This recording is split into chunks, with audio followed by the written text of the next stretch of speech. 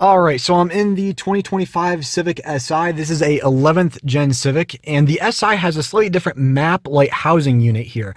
I'm taking this map light housing out so that I can, with a Y connector, splice in a integrated dash cam. So this actually comes out the same way as a normal Civic in the 11th generation.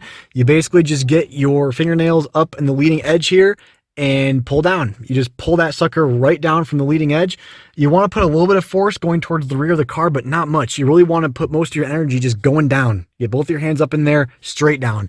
You're going to have to put more force than you're comfortable with, more than you feel like it should take, but it will come out. I had to give it a couple tries. You're also going to see that in the headliner, there are a couple of crinkles. Mine actually came out right away, but I mean, this whole thing rotates, man, when you're getting that out. So I'm just saying mine's fine, but yeah, that took a lot of pressure. So let me know if you had any luck or failures in the comments.